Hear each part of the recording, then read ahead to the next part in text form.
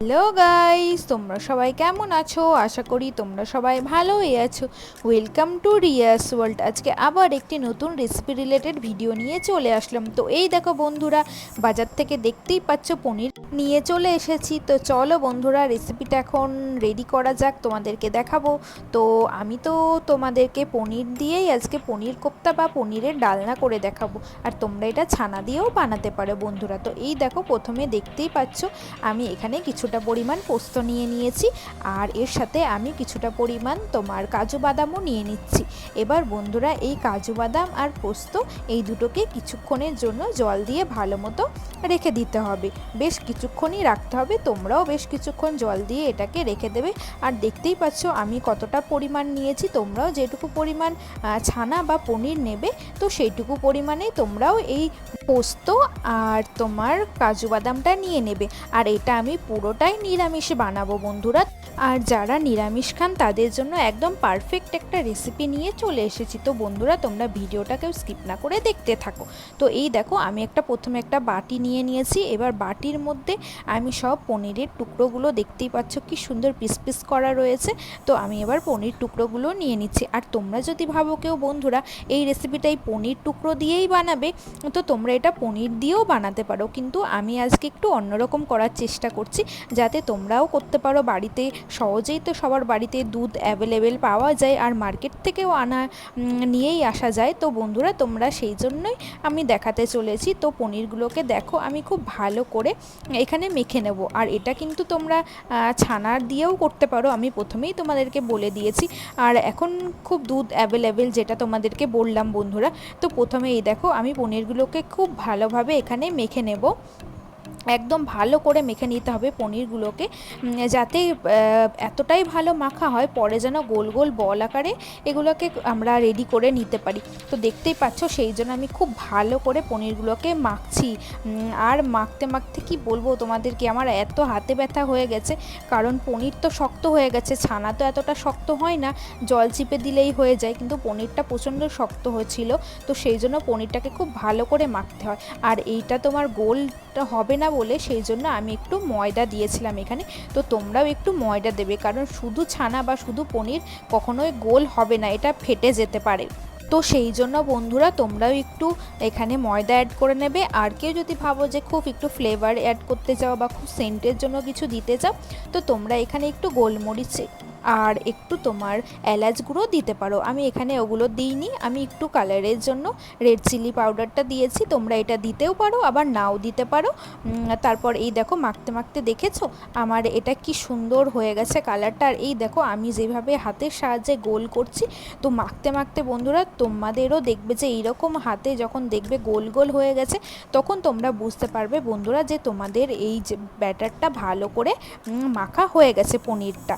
তো এরপর চলো বন্ধুরা, আমি এবার তোমাদেরকে কিভাবে পনিরগুলোকে টিক্কার আকারে করে নেব, তো সেটাই আমি তোমাদেরকে এখন দেখাতে চলেছি। তো যে যেরকম পরিমাণ মানে যতটুকু করবে নিতে চাইবে, যদি তোমরা ছোটো নিয়ে করতে চাও টিক্কাটা তাহলে ছোট নেবে, একটু বড় সাইজের করতে চাইলে একটু ডোটা বড় করবে। তো আমি এখানে মিডিয়াম সাইজে রাখছি। তো এগুলোকে আমি দেখো চ্যাপটা চ্যাপটা করে নিচ্ছি, এই দেখো টিক্কার মতো, দেখেছো? আর তোমরা এইগুলো একটু ছোট সাইজের করতে চেষ্টা করবে, কারণ এগুলো যখন ঝোলের মধ্যে যাবে তো তখন এইগুলো ফুলে অনেকটাই বড় আকারের হয়ে যায়। তো সেই জন্য যতটা পারবে একটু ছোট করারই চেষ্টা করবে। আর আমি এখানে একটু মিডিয়াম সাইজেরই রেখেছিলাম। এই দেখো, দেখতে পাচ্ছ আমার একটা কি সুন্দর তোমার টিক্কার আকারে রেডি হয়ে গেছে, দেখতে কি সুন্দর লাগছে, দেখেছো? তো চলো এইভাবে আমি একটা একটা করে বানিয়ে নিই বন্ধুরা। তো আর তোমরাও দেখতে থাকো, আর তোমরাও একবার অবশ্যই ট্রাই করো বাড়িতে। অবশ্যই আশা করি তোমাদের খুব ভালো লাগবে। আর এটা নিরামিষ, যেটা বললাম তোমাদেরকে প্রথমেই, তো নিরামিষের দিনে একবার অবশ্যই পারলে খেয়ে দেখো বন্ধুরা, আশা করি তোমাদের বেশ ভালোই লাগবে। আর এই জিনিসটা যারা খেতে চায় না বা যাদের পছন্দ নয় ছানা বা পনিরের কোনো জিনিস, তারা হয়তো অতটা বুঝতে পারবে না, কিন্তু খেতে তারা অবশ্যই খুব ভালো লাগবে, খেতে খুব পছন্দ করবে। তো সেই জন্যই আমি তোমাদেরকে বললাম বন্ধুরা। তো এই দেখো তোমাদের সাথে কথা বলতে বলতে বকবক করতে করতে এইদিকে আমার দেখতেই পাচ্ছ একে একে আমার সব এখানে রেডি করে নিচ্ছি। আর এইদিকে বেশ আমাদের বাড়িতে সবাই পনিরটা একটু বেশ খায় নিরামিষের দিনে, বিশেষ করে নিরামিষের দিনে সবাই একটু চায় যে পনির টনির একটু হলে বেশ ভালো লাগে। আর তার সাথে তো ভাজা ডাল অবশ্যই মাস্ট লাগবেই, তাই না? তো সেই জন্য আমরা নিরামিষের দিনে একটু চেষ্টা করি বানানোর জন্য। তো চলো বন্ধুরা, আমি এদেরকে সব রেডি করে নিই, তোমরাও এবার থাকো আমার সাথে, দেখো আমি কীরকমভাবে করছি না করছি।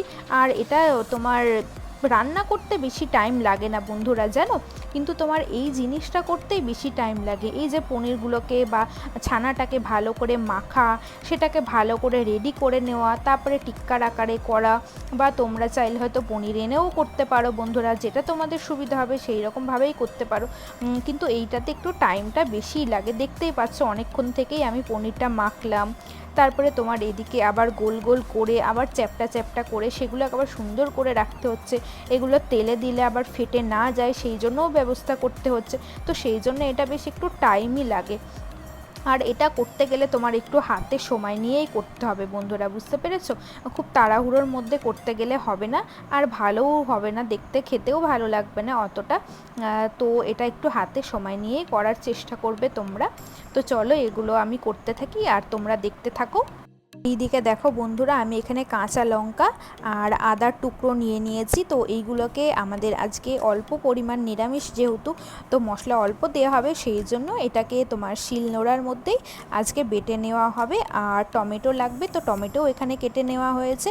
আর এই দেখো বন্ধু, আমি এইদিকে সব কড়াইয়ের মধ্যে তেলটা দিয়ে দিয়েছি, আর তেলটা কিন্তু খুব ভালো করে গরম করে নেবে।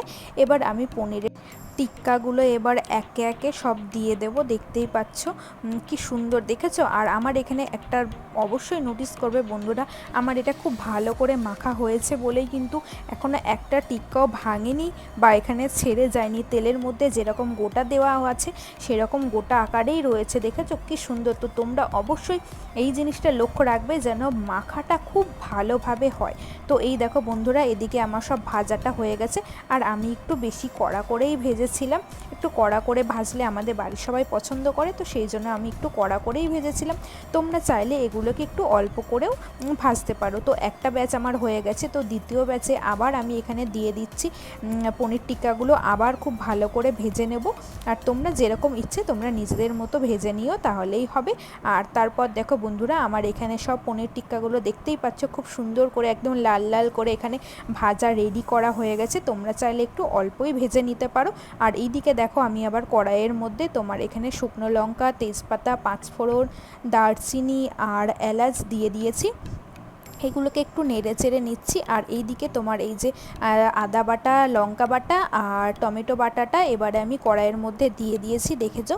এবার আমি ভালো করে নেড়ে চেড়ে নিচ্ছি। আর এর মধ্যে লবণ আর হলুদও দিয়ে দেওয়া হয়েছে। আর তোমরা এটা স্বাদ অনুযায়ী নিজেদের লবণ হলুদটাও দিয়ে দিও।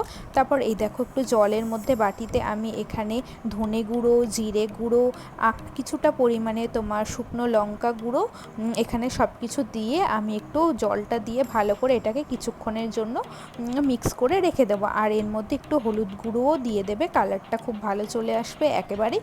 তো আমি এখানে হলুদ গুঁড়োটাও দিয়ে দিয়েছি। আর এই দেখো এখানে আমি সব শেষে পোস্ত আর কাজু বাটাটাও দিয়ে দিয়েছি। তো এইগুলোকে আমি খুব ভালো করে একটু মিক্স করে নেব। বেশিক্ষণ তোমার কষাতে লাগবে না মশলাটা, কারণ সব কিছুই তো নিরামিষ। আর এখানে আদা রসুন পেঁয়াজ কিছুই দেওয়া নেই, যে তাই কাঁচা গন্ধ আসবে। এটা বেশিক্ষণ লাগবে না, মোটামুটি কিছুক্ষণ মতো কষিয়ে নেবে। দেখবে একটু ভালো করে যখনই কষা হয়ে গেছে, এই দেখো দেখতেই পাচ্ছ আমার ভালোভাবে কষানো হয়ে গেছে। এবার আমি এইটার মধ্যে সব এবার পনির টিক্কাগুলো একে একে আমি দিয়ে দেব। তো জলটা একটু ফোটার জন্য আমি অপেক্ষায় দাঁড়িয়ে রয়েছি। তো দেখো বন্ধুরা, আমার এখানে এবার জলটা ফুটে এসেছে। এবার আমি পনির টিক্কাগুলো সব একে একে ঝোলের মধ্যে দিয়ে দিচ্ছি।